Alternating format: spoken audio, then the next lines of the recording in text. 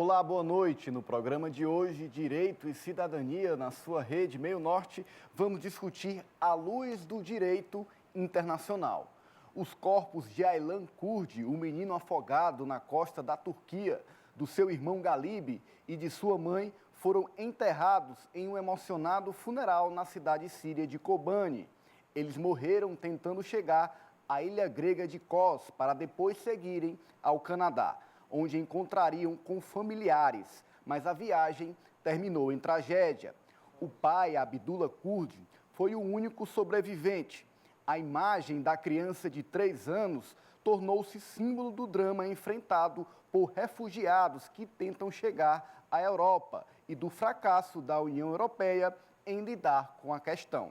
O bloco enfrenta a pior crise migratória desde a Segunda Guerra Mundial. E para debater sobre esse assunto, aqui comigo o doutor Jurandir Porto, a vice-governadora do Piauí, Margarete Coelho, e também o filósofo e doutor em antropologia, Arnaldo Eugênio.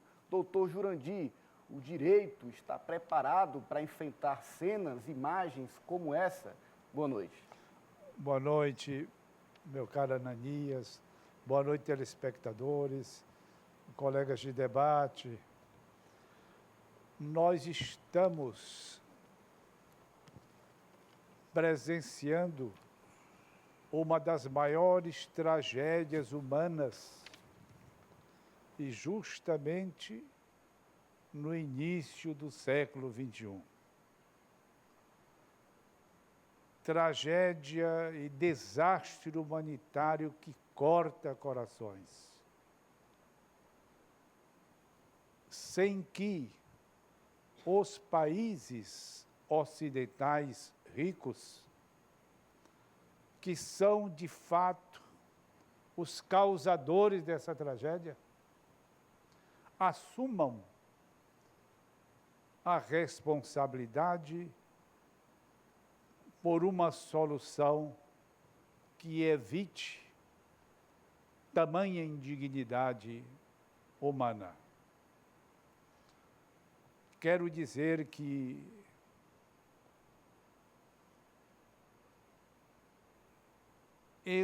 essa desestruturação da Síria, de grande parte do Líbano, da Líbia, daquela área toda, parte da Ásia, essa desestruturação, esse desequilíbrio, essa desorganização que tem provocado essa tragédia humana, tem por detrás o dedo do Ocidente, que tem levado esses povos a um estado de paroxismo terrível, e agora este resultante da guerra, principalmente na Síria. O povo sírio tem que ser homenageado. É um grande povo. O povo libanês é um povo respeitável. E o Brasil deve muito aos sírios que ajudaram na composição da nossa população e do desenvolvimento brasileiro. Aqui mesmo no Piauí, é preciso reconhecer o valor do povo sírio, mas a Síria chegou a um ponto de desorganização. O seu presidente,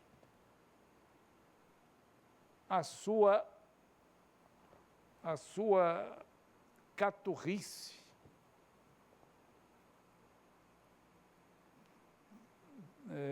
terminou por provocar a guerra civil. Mas por trás dessa guerra tem, de um lado, o apoio da Rússia, do outro lado, o dedo norte-americano e de outros países do Ocidente. Mas o Ocidente está vendo o que provocou. A tragédia humana que provocou. E se esgueira em providências meramente paliativas. Agora vejam o que o povo, o que as nações prometeram em outubro de 1945, quando aprovaram a Carta das Nações Unidas. O que se prometeu à humanidade?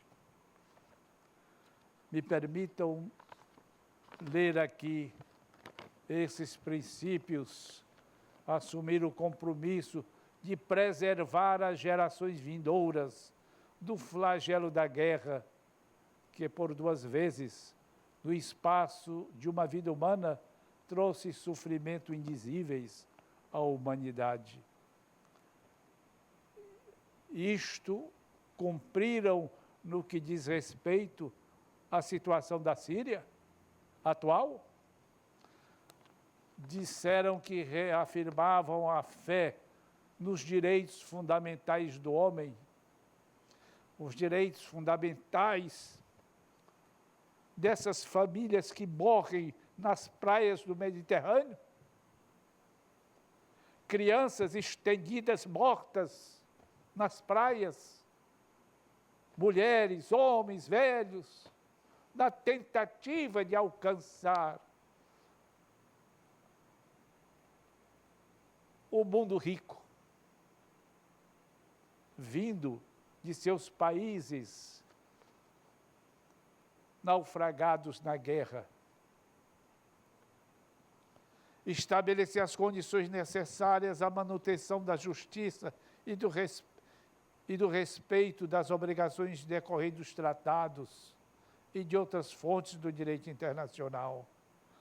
Eles estão cumprindo isto. E para tais fins, praticar a tolerância e a viver em paz, uns com os outros, como bons vizinhos. O Ocidente tem interferido nesses países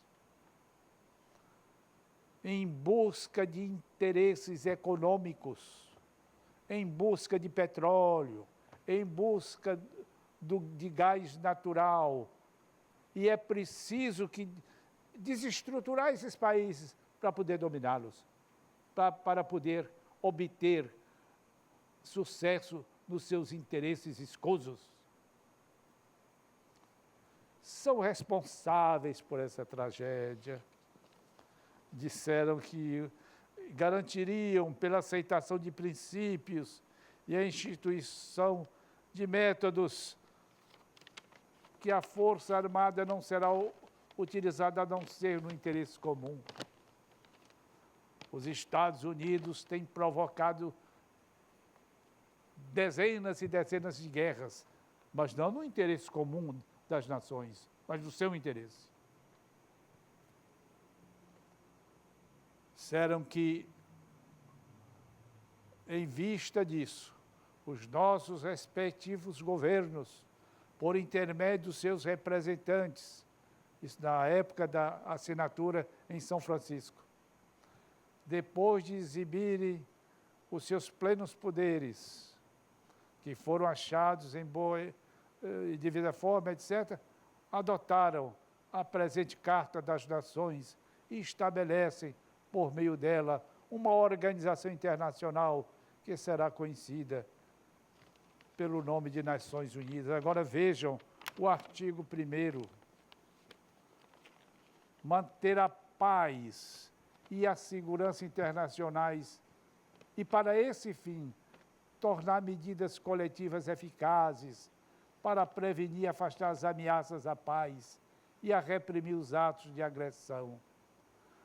Desenvolver relações de amizade entre as nações baseados no respeito do princípio da igualdade de direitos e da autodeterminação dos povos, a tomar outras medidas apropriadas, etc.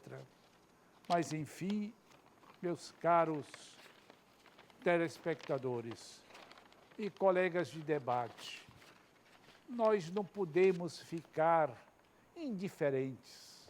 O mundo é um só, o planeta é um só. O sofrimento daquelas pessoas, a eles não podemos ser indiferentes.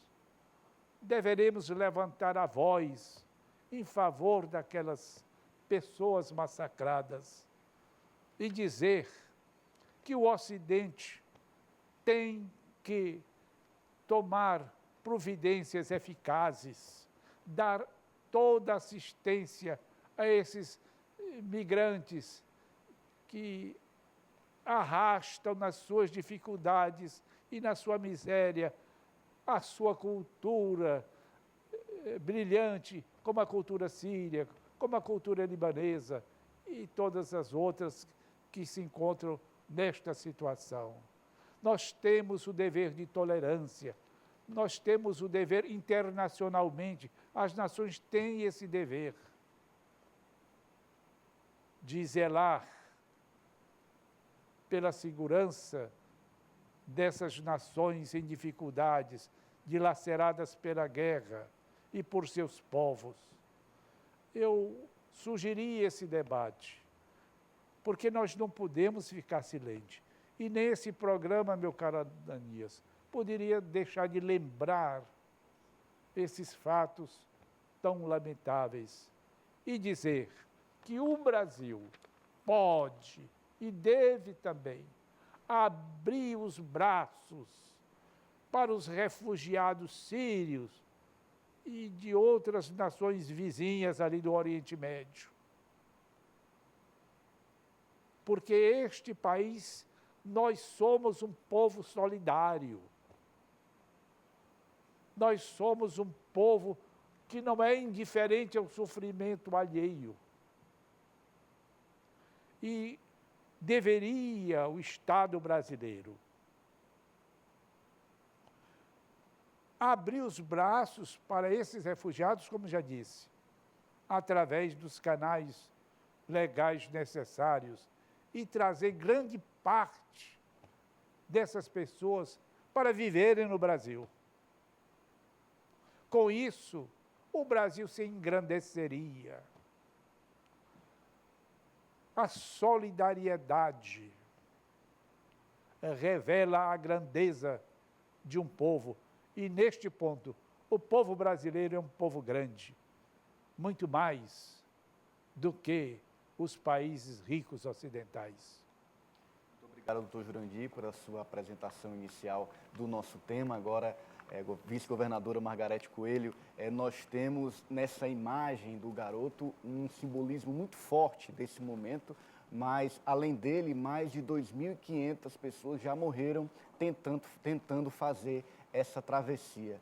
E a gente se pergunta por que isso ainda acontece em dias como hoje. Nós perdemos nossa capacidade de dialogar com nossos irmãos, o nosso dever de ter essa cumplicidade, de fazer essa recepção, o que de fato ainda motiva relações como essa que estão sendo colocadas hoje. Boa noite, Ananias, boa noite, colegas de debate, boa noite, telespectadores. Realmente é uma cena chocante. E uma cena que vem chocando a todos nós pelas descrições dos horrores que levam essas populações a se deslocarem. Hoje, o Alto Comissariado da ONU estima que há cerca de 2 milhões de imigrantes no mundo. É quase uma população do Brasil que se encontra em deslocamento, andarilha, né? Vagando, fugindo dos horrores da guerra, das perseguições políticas, das perseguições religiosas, da intolerância, enfim. E ainda também muito fruto dessa visão que nós temos do estrangeiro como sendo o estranho, como sendo o inimigo, como sendo o não amigo. Não é meu compatriota, não é meu patrício, não é meu amigo. Se desloca, pode vir tomar o meu lugar, vem ocupar o meu espaço. Inclusive o Brasil, que é um país que deve muito à imigração, um país que é feito de imigrantes, que tem um dever vamos dizer assim, de lealdade com esses povos muito grandes, ainda tem a nossa legislação vigente ainda, ela ainda se baseia em questões referentes à defesa nacional, a questões de segurança nacional, e não a questões humanitárias, como deve se ver esses que se deslocam. É bem certo que há já uma legislação em andamento no Congresso Nacional, eu falo em termos de Brasil, há uma legislação já em andamento, um projeto de lei que é do próprio Poder Executivo, que foi oriundo de um grupo de estudos feitos por grandes professores, grandes especialistas nos temas, professores universitários, que ouviu as comunidades, que tem toda essa preocupação. Então, hoje o que nós vemos no mundo é exatamente isso, e o Brasil está nessa rota.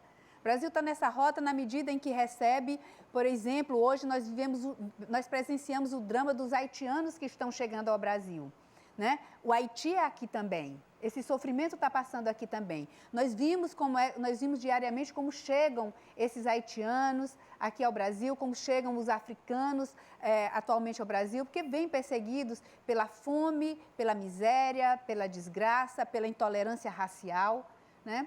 E nós não podemos permanecer de braços cruzados a isso, não podemos ver essa questão como sendo uma questão de defesa nacional. Nós temos que ver como sendo uma questão humanitária, senão nós vamos estar fadados a assistir outras cenas como essa, cenas de horrores. Mas os países não devem se preparar apenas com questões de legislação. Não é só a lei que precisa ser mudada. Nós precisamos que as nossas instituições também se preparem para essa realidade. Nós precisamos reconhecer no outro muito mais que o nosso inimigo, mas o nosso irmão. E a gente precisa se ver no outro. Senão, nós vamos ser insensíveis, nós não podemos ficar insensíveis à dor desses passantes, porque eles não são nossos amigos, eles são nós, são nossos irmãos, são muito mais que os nossos amigos. Então, essas questões humanitárias têm que ser levantadas, né? Hoje, os países que estão mais abertos, que mais têm sido, vamos dizer, acolhedores, é a Alemanha e a Suécia, dois países que realmente já passaram por grandes tragédias e que sabem a importância que isso tem. A Suécia hoje, professor Jurandir e colega, tem uma legislação, por exemplo, que inclusive dá bolsa de estudo para os imigrantes que querem aprender a sua língua. Quer dizer, é um tratamento todo diferenciado. Mas o que nós vimos ainda é países do lado, como a Hungria, construindo muros, colocando cercas de arame farpado, criando o que um professor meu, o professor José Luiz Bolzan de Moraes, que foi membro dessa comissão que redigiu o projeto de lei do Executivo da lei de imigração no Brasil, que ele chama a geração The Wall, né? A geração dos muros, a geração das cercas. É nesse mundo que a gente quer viver? Doutor Arnaldo, esse confronto Ocidente-Oriente, em que pele ainda movimenta, ainda induz esse tipo de situação que é verificada hoje? Boa noite a todos, obrigado pelo convite. Olha, ele ainda induz muito, porque ainda tem uma visão eurocêntrica, de que a Europa, de que os Estados Unidos é a representação do que é a civilidade. E quando a gente vai discutir isso com os alunos do direito, a gente conversa assim, o que é civilizado? Procura relatos de pedofilia ou de estupros coletivos de mulheres em grupos que andam nus, indígenas, por exemplo. E lá se diz que eles são incivilizados, e lá não tem esses registros. E nós, que somos civilizados, onde a nudez é castigada, há registros aqui inúmeros e tem aumentado no Brasil. É outro problema gravíssimo que nós vamos enfrentar já já. São vários. O Piauí aqui, em torno de 50 por mês, acontece, não registrados. Então, pegando assim do ponto de vista do direito, à luz do direito internacional, o dilema do direito é promover a justiça. E o direito é uma invenção civilizatória. Então, essa sociedade inventou o direito e ela vai inventar uma forma de promover justiça. Para isso, ela tem que quebrar esses muros ou essas cercas da intolerância. A intolerância ao outro, isso que a vice-governadora colocava. O outro ser diferente, esse diferente, ao invés de ser algo ligado à diversidade, algo bom, a somar, passa a ser algo amedrontador, algo assustador. que esse outro ser diferente, ele aparece para mim não como um outro capaz de somar comigo, mas outro que possa me tirar, me eliminar ou me anular.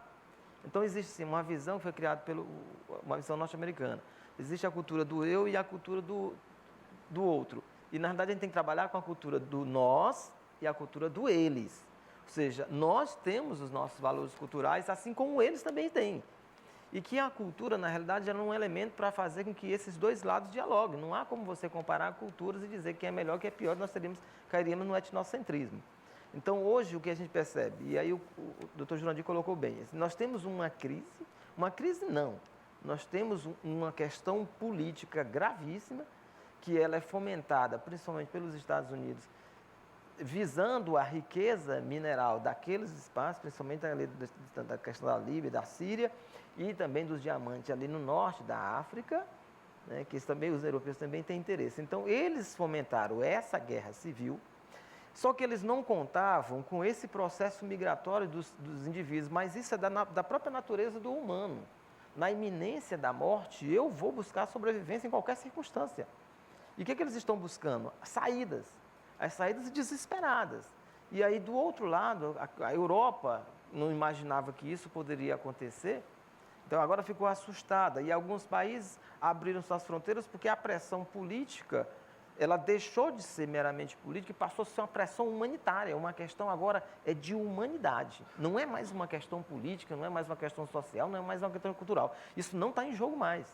Está em jogo a sobrevivência. E a cena daquela criança, ela traz algo de metafórico muito forte para a gente repensar. Que humanidade é essa? Porque, afinal de contas, se a gente for olhar do ponto de vista antropológico, nós nascemos para a morte. Todo dia quando nós acordamos é um passo que damos diante para a morte. E o que é que a gente faz antes de morrer? Tornar um mundo melhor. E o que está acontecendo? Assim, em nome de um poder que é efêmero, de um poder que é apenas um poder de tentar exercer uma força sobre o outro, uma tentativa de anular, de eliminar. Né? A gente vê isso no Brasil em outras relações. Então a gente percebe que, nesse momento, uma crise que parecia ter um controle político, perdeu-se o controle político e agora criou-se um problema gravíssimo humanitário. E aí o Brasil, que achava que a gente ficava como espectador, agora nós estamos numa situação complicada. Por quê? Nós somos signatários da Declaração dos Direitos Humanos. Qual é o nosso posicionamento? E aí a vice-governadora tem que ter razão. Não basta uma questão, não é criar leis. Leis não mudam costumes. O que prevê, o que antecede as leis são os costumes. Então, uma lei por si só não vai mudar a prática. Eu tenho que mudar instituições. Porque essas instituições, elas são invenções políticas. Então, não basta que eu crie uma lei. É preciso que eu mude práticas. E as práticas, elas têm mudado. E eu acho que esse momento aqui é um momento que a gente está dando a nossa contribuição. Não precisa ir para o fronte, para a guerra, matar ninguém para fazer isso. Aqui, nesse momento, que a gente faz um esclarecimento. Gente, nós somos signatários dos direitos, da Declaração dos Direitos Humanos. Qual é a nossa posição? Nós não podemos aceitar isso. Então, assim, a gente, por exemplo, no caso do Brasil, nós vamos ter sérios problemas. Por quê? Porque o Brasil, ao contrário do que muita gente diz, aqui existe o mito da igualdade racial. Mas não é verdade. O racismo aqui, a brasileira, né? O racismo à brasileira, ele é diferente do racismo à USA, norte-americano, porque lá é declarado. Aqui não. Aqui ele só se declara no momento. E aqui nós vivemos um genocídio de gênero. Olha que problemas nós vamos enfrentar quando, se nós abrirmos, aí que nós vamos, eu acho que vai ser bom para o Brasil, porque a gente vai começar a repensar também essas coisas. E vamos fomentar debates como esse no próximo bloco. Este foi só o primeiro debate do Direito e Cidadania de hoje, que debate à luz do direito internacional, a crise migratória no mundo. Não saia daí, já já nós voltaremos.